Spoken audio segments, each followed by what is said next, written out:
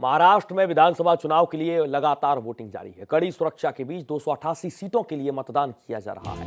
महाराष्ट्र में दोपहर 3 बजे तक वोटिंग फीसदी आपको बता रहे हैं 45.53% वोटिंग हुई। दोपहर 3 बजे तक के आंकड़े हैं। गढ़चिरौली में सबसे ज्यादा 62.99% मतदान हुआ है। बड़ा अपडेट आप तक पहुंचा रहे हैं दोपहर 3 बजे तक। महाराष्ट्र विधानसभा चुनाव के मद्देनजर वोटिंग फीसदी कड़ी सुरक्षा के बीच 288 सीटों के लिए मतदान जारी। महाराष्ट्र में दोपहर 3 बजे तक 53.53% वोटिंग हुई है, जो जानकारी सामने आ रही है।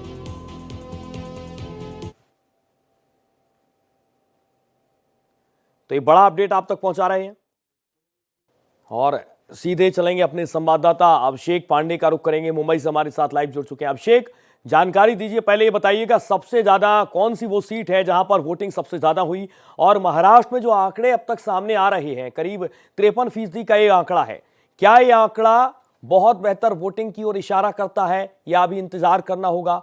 आंकड़े जब तक आखिरी आंकड़े सामने आएंगे तब तक हम और आप इंतजार करें और उसके बाद तस्वीर साफ हो पाएगी।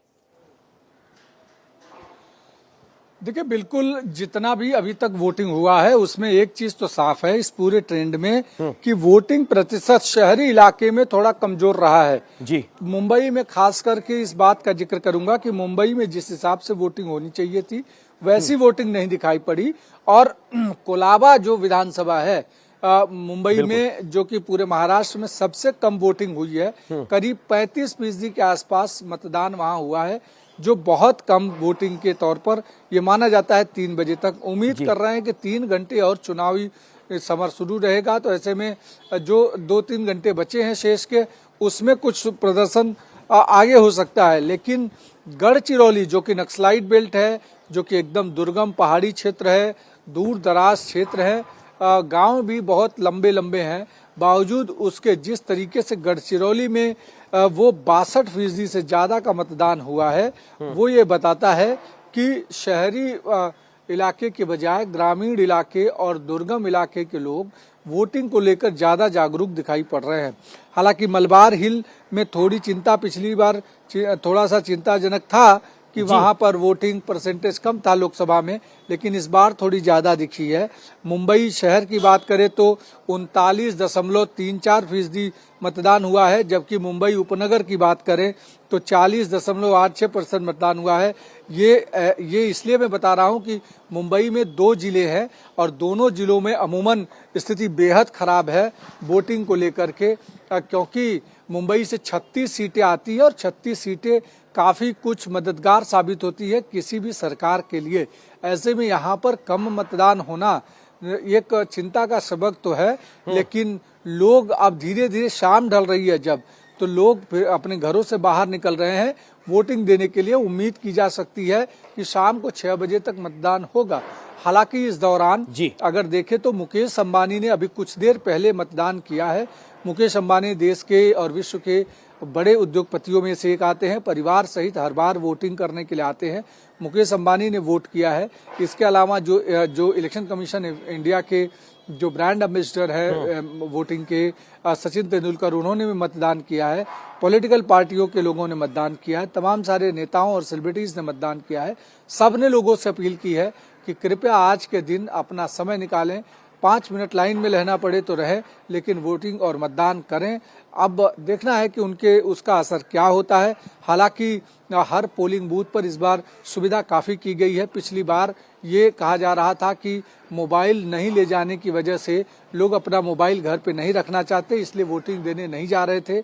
इसलिए इलेक्शन कमीशन ने इस बार तमाम मोबाइल अलग अलग तरीके से मैं आपसे समझना इसलिए चाहूंगा कि ज्यादातर देखा गया जिन भी राज्यों में चुनाव हुए, चाहे महाराष्ट्र के अलावा भी हम चुनाव देखें, अगर वोटिंग फीसदी बहुत ज्यादा होता है दोपहर 3 और 4 बजे तक, तो ये माना जाता है कि सरकार की योजनाओं से लोग बहुत ज्यादा खुश हैं। क्या एंटी इनकम्बेंसी एक बहुत बड़ा फैक्टर इसे माना जाए जो अब तक आंकड़े सामने आ रहे हैं? क्या ये भी माना जाए कि जिस तरीके से नेताओं ने एक पाले से दूसरे पाले में जाने की योजना बनाई, तमाम पार्टियों को विदाई करते हुए नई पार्टी का दामन थामा, इसका कुछ असर है? क्योंकि महाराष्ट्र की राजनीति पिछले 3 से 4 सालों में बहुत कुछ बदल गई है। हमें और आपको पढ़ने में भी बहुत ज़्यादा समय लगता है और शायद इसीलिए मतदाताओं को वोटिंग सेंटर तक पहुंचने के लिए बहुत कुछ सोचना पड़ा और शायद उनका मन नहीं बना। ये बहुत बड़ा सवाल भी है अभिषेक। देखिए, मैं इसके उलट आपको एक थ्योरी बताता हूँ। दरअसल कहा यह जाता है कि अगर ज्यादा मतदान नहीं हुआ, नॉर्मल रेंज में मतदान हुआ, तो इसका मतलब सरकार के विपरीत मतदान नहीं हुआ है। क्योंकि जब सरकार के खिलाफ गुस्सा होता है तो लोग अपना समय निकालकर उस गुस्से का इजहार करने पोलिंग बूथ तक जाते हैं। अमूमन ट्रेंड ये होता है कि ज्यादा वोटिंग अगर होती है तो वहां सरकार बदलने की दिशा में कदम होता है। लेकिन यहाँ पर अभी तक टिल 3 PM मतलब 3 बजे तक का जो ट्रेंड है वो करीब 50% के आसपास का है, 45% से थोड़ा ऊपर।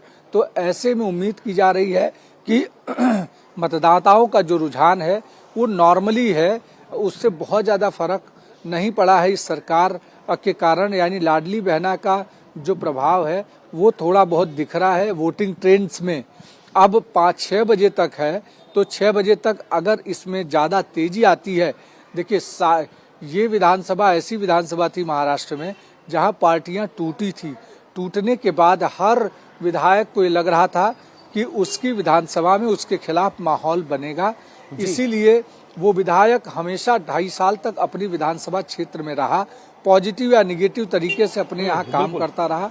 और इसी वजह से अब इस बार अब जब वोटिंग रिजल्ट आएगा तब पता चलेगा कि इस ट्रेंड्स के मायने क्या, सरकार सामान्य तौर पर जो है उसी को लोगों ने चुना है या नई सरकार के लिए वोटिंग की है। ठीक है, आप बहुत शुक्रिया आपका और इस पर आप अपडेट हम आपसे आगे भी आपसे लेते रहेंगे। बहुत शुक्रिया आपका तमाम जानकारी के लिए।